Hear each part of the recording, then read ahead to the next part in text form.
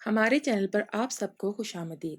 اگر آپ نے ابھی تک ہمارے چینل کو سبسکرائب نہیں کیا تو جلدی سے کر لیجئے اور بیل آئیکن بٹن کو پریس کر دیجئے تاکہ ہماری تمام نئے آنے والی ویڈیوز آپ کو ٹائملی مل سکیں۔ مجھے آج پھر گیسٹ روم میں سے کھٹ پٹ کی آواز آ رہی تھی۔ میں رات کے وقت پڑھائی کرتا تھا اور مسلسل نہ جانے کتنے دنوں سے رات کو 1 بجے سے یہ آواز آتی تھی۔ پہلے تو میں نے سمجھا تھا کہ شاید کوئی اٹھتا ہوگا یا یہی سوچ کر میں اگنور کر دیتا، لیکن یہ کیسے کوئی روزانہ 1 بجے ہی گیسٹ روم میں جاتا ہے؟ میں اپنے کمرے سے باہر آیا اور جیسے ہی گیسٹ کے دروازے پر پہنچا، وہاں کا منظر دیکھ کر وہیں ٹھٹک کر رہ گیا۔ میری پھپھو گیسٹ روم کا دروازہ کھول کر دوسری طرف سے کچن میں گئیں اور وہاں جا کر میری چھوٹی پھپھو مکھن کے ساتھ کچھ کر رہی تھی۔ میں حیرانگی سے پھپھو کو دیکھ رہا تھا۔ وہ رات کے 1 بجے بہت آسانی سے مکھن کے ڈبے سے انگلیوں کے ذریعے ایک چھوٹی سی کٹوری میں مکھن نکال رہی تھی۔ اگر کوئی اور وقت ہوتا تو سیدھے پھپھو کے پاس پہنچ کر ان سے پوچھ لیتا کہ وہ اتنی رات کو یہ سب کیا کر رہی ہیں، لیکن پچھلے کئی دنوں سے میری اماں کو مکھن کے ڈبے سے مکھن کم محسوس ہوتا اور انہوں نے کئی دفعہ یہ سوال مجھ سے اور پھپھو سے بھی کیا تھا، لیکن پھپھو نے اس بات پر خاموشی اختیار کی تھی جیسے انہیں کچھ علم نہ ہو۔ یہی سوچ کر میں دروازے کے پاس ہی ٹھہر گیا اور پردے کی اوٹ میں چھپ کر کھڑا ہو گیا کہ آخر دیکھ سکوں وہ مکھن کو اماں سے چھپا کر کیوں نکالتی ہیں، جبکہ یہ کوئی بڑی بات تو نہیں تھی۔ اگر پھپھو اماں کو بتا بھی دیتی تو اماں کبھی انہیں منع نہ کرتی۔ ویسے بھی رمضان کا مہینہ چل رہا تھا اور ہم سبھی سحری میں دہی اور مکھن کھایا کرتے تھے، تو پھپھو کو سحری سے پہلے ہی مکھن کی کیا ضرورت پڑ گئی تھی؟ انہیں مکھن سے کیا کام تھا؟ سحری میں بس چند گھنٹے ہی تو باقی تھے۔ میں خاموشی سے پھپھو کو دیکھنے لگا، جنہوں نے کٹورے میں مکھن نکال کر اسے جلدی سے اپنے دوپٹے میں چھپایا اور تیزی سے اپنے کمرے میں جا کر بند ہو گئی۔ حالانکہ اس عجیب و غریب حرکت پر میں پریشان ہو گیا تھا۔ وہ مکھن ہی تھا، کوئی سونا تو نہیں تھا جسے اس قدر چھپانے کی ضرورت پیش آ گئی تھی۔ میں نے گھڑی کی طرف دیکھا تو تقریباً اب 2 بجنے والے تھے۔ میں واپس اپنے کمرے میں چلا آیا کیونکہ صبح میرا پیپر تھا اور مجھے جلدی تیاری کرنی تھی۔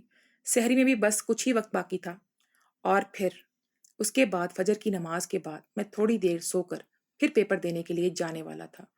میں نے سوچا تھا کہ پھپھو والے معاملے کو میں بعد میں دیکھ لوں گا۔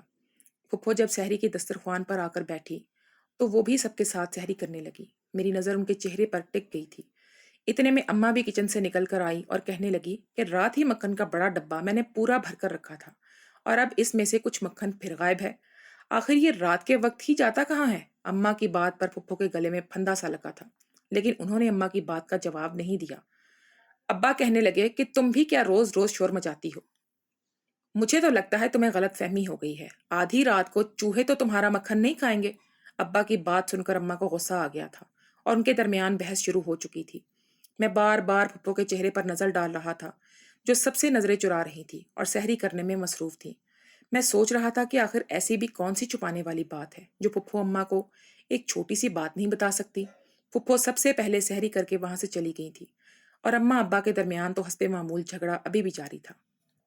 میں بھی اپنے کمرے میں لوٹ کر آیا تھا۔ صبح امتحان دینے کے لیے چلا گیا اور پھر واپس آ کر باقی کا سارا دن کمرے میں پڑا سوتا رہا۔ مجھے دراصل رات کو جاگ کر ہی پڑھائی کی عادت تھی، اس لیے میں دن بھر سویا کرتا تھا اور رمضان میں تو دن کے اوقات میں بھی اچھی نیند آتی تھی۔ اگلی رات بھی جب میں پڑھائی کرنے بیٹھا تو 2 بجے کے قریب مجھے گیسٹ روم سے آواز سنائی دی۔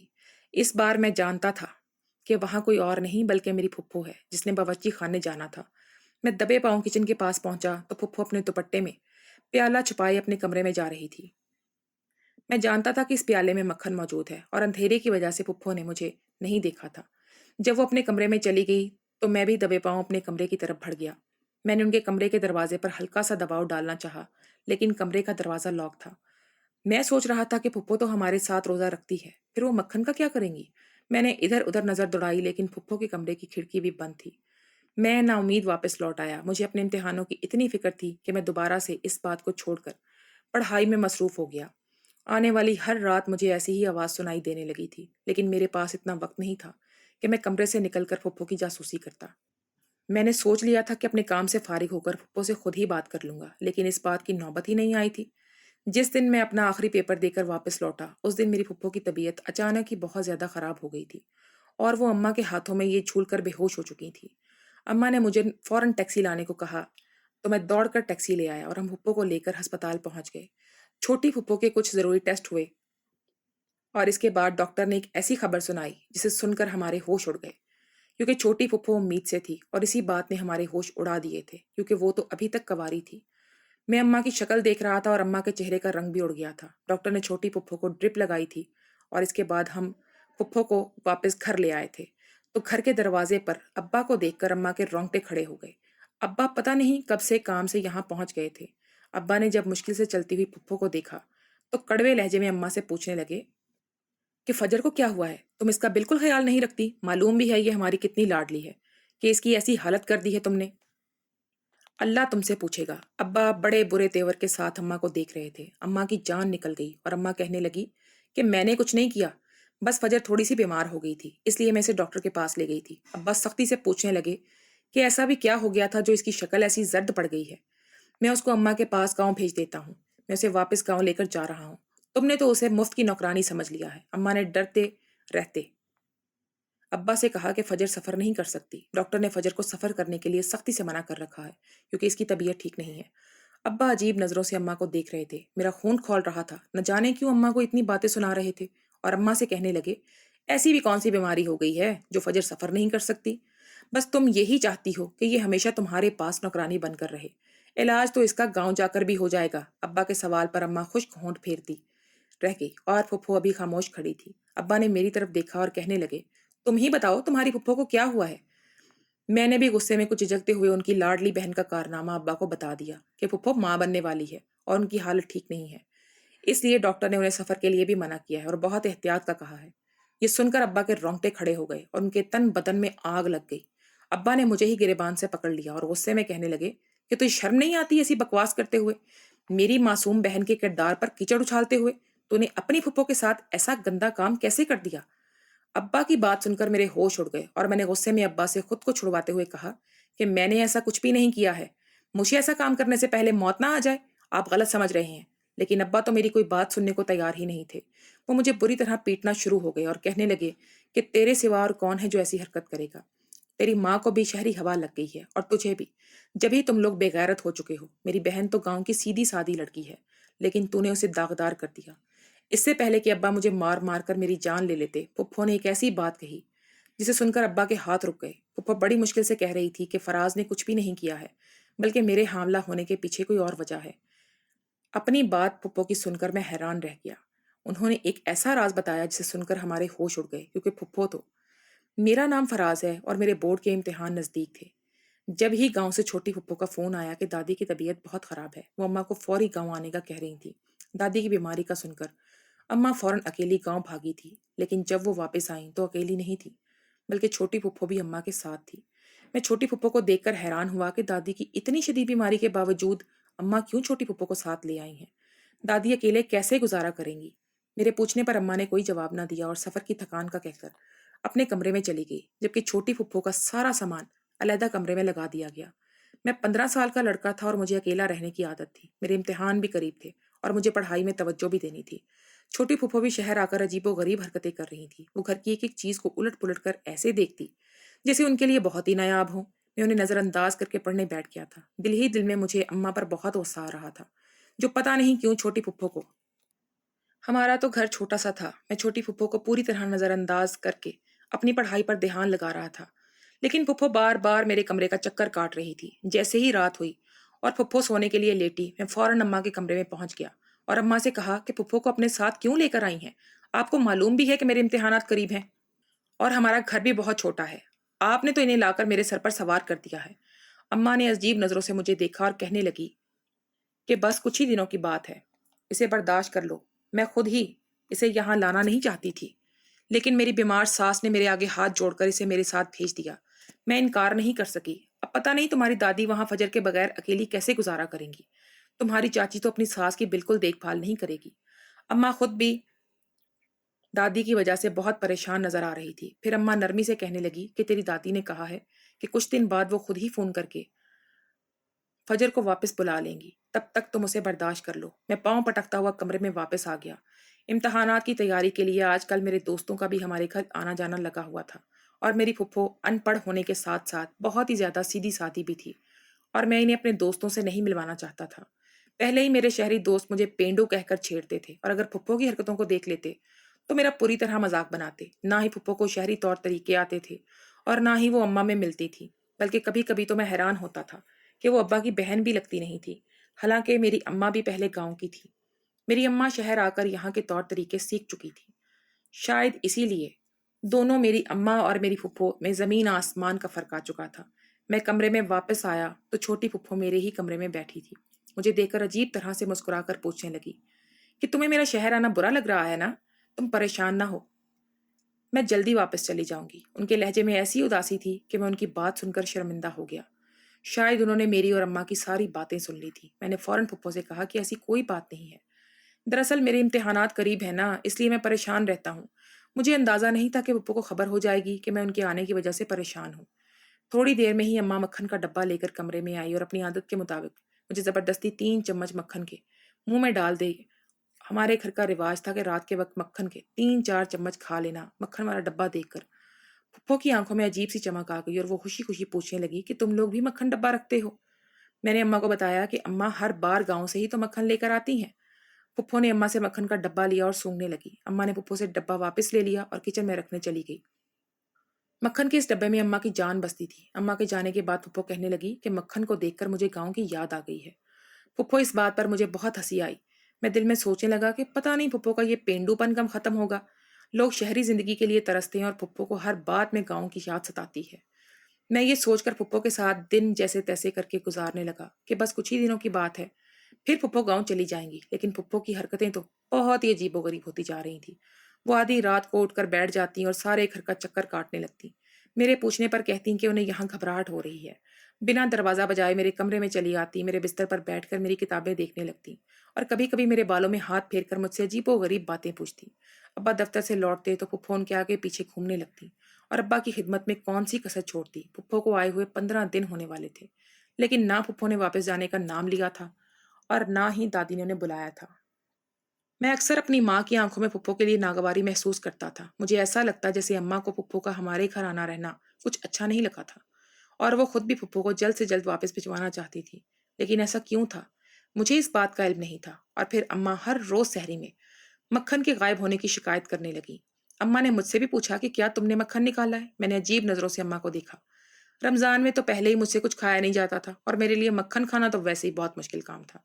اماں ہر وقت پریشان ہو کر یہی کہتی رہتی کہ پتہ نہیں مکھن کے ڈبے سے روزانہ مکھن کدھر چلا جاتا ہے۔ ابا کو لگ رہا تھا کہ اماں کو وہم ہو گیا ہے، اور شروع میں تو مجھے بھی نہیں لگا تھا، لیکن پھر میں جان گیا کہ مکھن آخر جاتا کہاں ہے۔